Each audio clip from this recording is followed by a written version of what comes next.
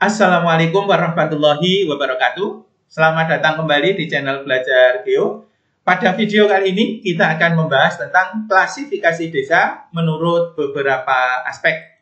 Di dalamnya nanti kita akan menjumpai desa-desa yang di Indonesia. Bahkan ada yang desa terpadat di dunia terdapat di Indonesia. Tetapi sebelumnya jangan lupa like, subscribe, dan komen supaya channel Belajar Geo semakin berkembang. Kita akan mengklasifikasikan desa menurut 9 aspek. Mulai dari menurut perkembangannya, indeks pembangunan desa, ikatan penduduk, sampai sarana angkutan. Kita mulai, nomor 1 adalah menurut perkembangannya, desa dibagi menjadi 3. 1, desa swadaya. Kita bisa sebut desa terbelakang. Adalah desa yang masih tertinggal, terisolir, dan primitif. Penduduknya apatis dan cenderung mengikuti pola pikir leluhur, menjalankan kebiasaan atau tradisi nenek moyang, takut dan sulit untuk menerima perubahan, dan biasanya hanya bekerja untuk memenuhi kebutuhan pokok saja. Contoh desa ini yang ada di Pulau Jawa antara lain adalah desa Kanekes, yang merupakan desa di tengah-tengah suku Baduy di Kabupaten Lebak, Banten. Dan juga beberapa desa yang tentu berlokasi di lereng-lereng atau di daerah puncak gunung tinggi, apalagi desa-desa yang terletak di luar Jawa yang barangkali akses jalan untuk menuju ke desa tersebut masih belum ada ataupun sulit ditemui. Dan desa ini biasanya sudah ditinggali oleh kelompok masyarakat atau etnik tertentu yang sudah ada sejak lama. Ciri-ciri yang lain antara lain adalah masih terasing dan tertutup, sangat bergantung pada alam, memegang teguh adat tradisi, mata pencariannya biasanya adalah agraris, dan penduduknya jarang atau sedikit, dan biasanya juga sarana kehidupan masih sangat terbatas. Yang kedua, desa swakarya. Kita bisa sebut desa berkembang. Masyarakatnya mulai mengikuti perkembangan zaman dan berpikiran lebih terbuka. Adat istiadat mengalami masa transisi atau mulai bergeser. Mata pencarian penduduk beragam. Ada yang bertani, beternak, di sektor perikanan juga ada. Pembangunan infrastruktur mulai berjalan di desa seperti ini. Ciri yang lain, tidak terisolir dan terbuka oleh akses jalan. Adat istiadat mulai longgar, perekonomian mulai berkembang, pembangunan infrastruktur seperti jalan, perekonomian, toko, pasar, dan lain-lain juga sudah mulai ada, dan teknologi mulai digunakan di desa yang sudah mulai banyak terdapat lembaga pendidikan atau sekolah ini. Yang ketiga adalah desa swasembada, adalah desa yang sudah maju, di mana masyarakatnya mampu memanfaatkan atau mengembangkan sumber daya yang ada untuk pembangunan desa. Tingkat pendidikan dan perekonomian yang baik, serta kesadaran tinggi mendorong ide kreatif bagi masyarakatnya untuk mengembangkan diri dan membangun desanya. Ciri-ciri yang lain antara lain, biasanya desa semacam ini terletak di sekitar atau tidak jauh dari kota. Kalau toh jauh, biasanya akses jalan untuk menuju ke desa ini akan sangat mudah dan besar serta lebar. Infrastruktur biasanya lengkap, mata pencariannya relatif beragam, teknologi dan modernisasi serta pembangunan di desa semakin semarak. Pendidikan dan mobilitas rakyat di desa semacam ini juga sangat tinggi sekali. Yang kedua adalah menurut Indeks Pembangunan Desa atau IPD, ini berdasarkan Kemen BPN atau Bappenas. Dikelompokkan menjadi 3. Yang pertama adalah desa tertinggal. Dan inilah yang sering kita dengarkan di siaran televisi atau mass media. Desa tertinggal itu apa? Dan seterusnya, desa mandiri itu apa? Desa tertinggal adalah desa yang belum terpenuhi standar pelayanan minimal atau SPM pada 5 aspek. Aspek-aspek tersebut antara lain adalah kebutuhan sosial dasar, infrastruktur dasar, sarana dasar, pelayanan umum, dan pelayanan pemerintahan. Inilah standar 5 aspeknya, pelayanan minimal yang harus dipenuhi oleh desa, supaya desa itu bisa disebut menjadi desa yang maju atau mandiri.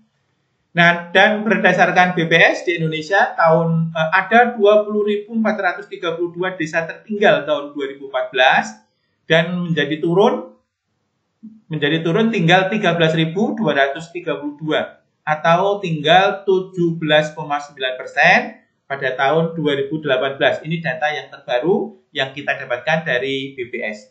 Ini adalah gambaran desa-desa tertinggal yang mana akses untuk menuju ke desa tersebut sangat memprihatinkan dan membutuhkan bantuan yang lebih.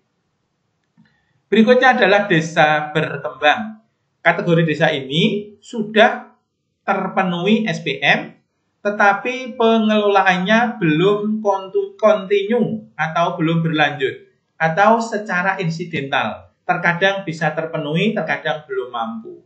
Dan inilah sebagian besar desa di Indonesia, 75% berada pada desa berkembang, yang total jumlah desanya ada 54.879 desa. Ini adalah gambarannya, sudah mulai berkembang, tapi 5 SPM-nya belum bisa kontinu. Dan inilah desa yang terbaik, yaitu desa mandiri. Desa yang sudah memenuhi SPM dengan baik dan kontinu atau keberlanjutan.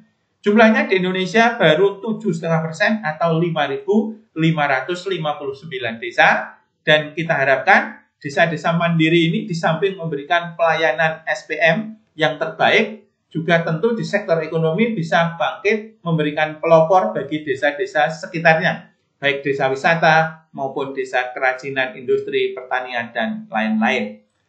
Klasifikasi yang ketiga adalah menurut ikatannya. Satu, desa genealogis adalah desa yang terbentuk karena warga masyarakatnya memiliki hubungan darah atau hubungan kekeluargaan. Jadi kalau diruntut secara turun-temurun, akan diperoleh bahwa masyarakat di desa itu berasal dari satu atau beberapa keturunan saja. Dan itu disebut desa genealogis. Yang kedua, desa teritorial adalah desa yang terbentuk karena warga masyarakatnya memiliki kesamaan kepentingan dan memiliki wilayah dengan batas-batas tertentu. Seperti desa nelayan, desa yang penduduknya mayoritas di kerajinan, dan sebagainya. Sedangkan yang ketiga, desa campuran berarti desa yang terbentuk dari campuran desa genealogis dan desa teritorial. Klasifikasi yang keempat, menurut aktivitas penduduknya atau mata pencariannya, kita kelompokkan menjadi 4. Satu adalah desa agraris. Ini adalah gambaran desa agraris. Yang kedua, desa nelayan. Ya, desa agraris dengan desa nelayan sama, bisa disamakan, bisa beda. Agraris pun di sini sebenarnya banyak sekali, dari sektor pertanian sawah, pertanian tegalan, pertanian sayuran, buah-buahan, bahkan desa peternakan bisa kita masukkan ke agraris.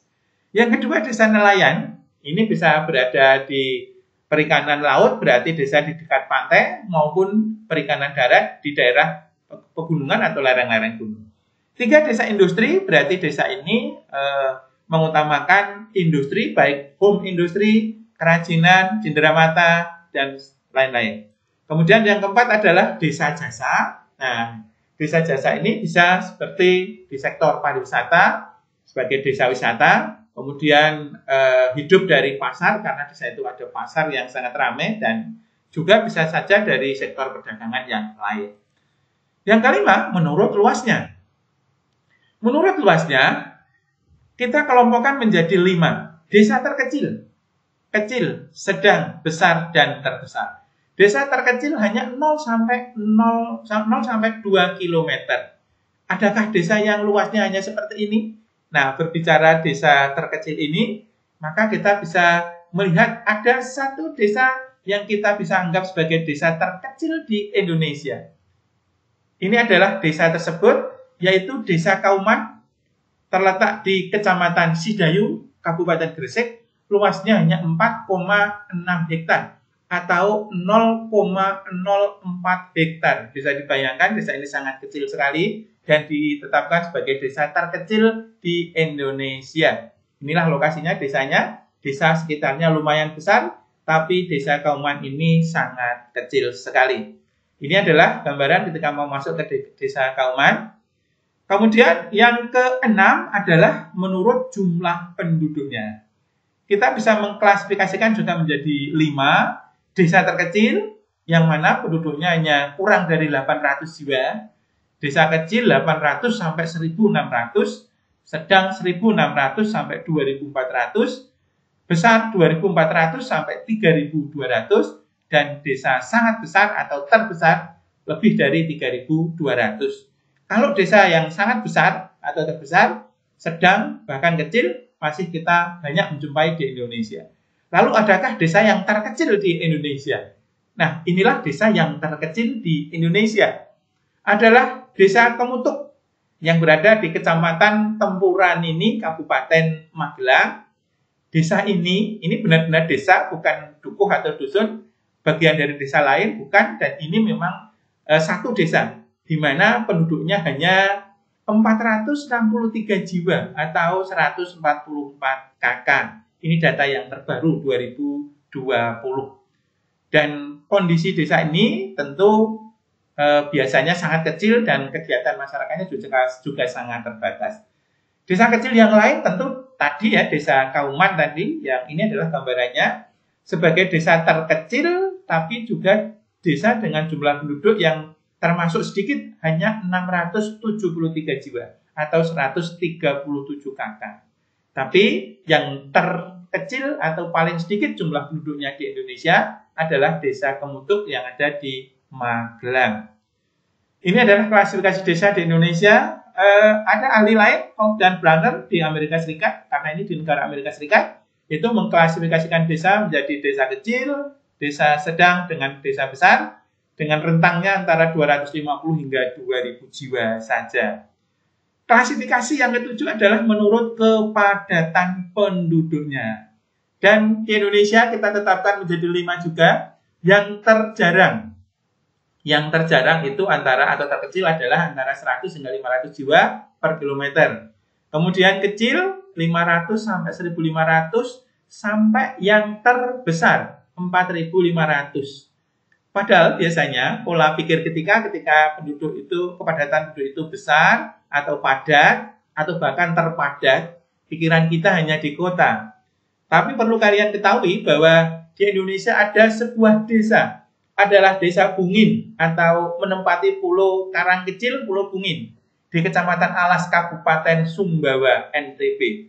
Ditetapkan sebagai desa atau pulau terpadat di dunia, di mana kepadatan penduduk di pulau ini adalah lebih dari 41.000 jiwa per kilometer. Wow, sangat ngeri tentu ya, sangat padat sekali.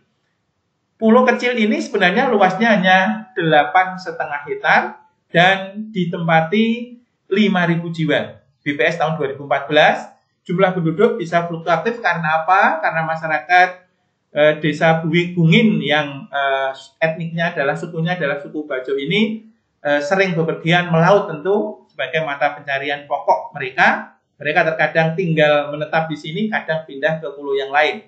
Tapi data ini adalah data penduduk yang ber-KTP di Desa Bungin, Kabupaten Sumbawa di NTB. Inilah begitu padatnya keadaan di Desa Bungin.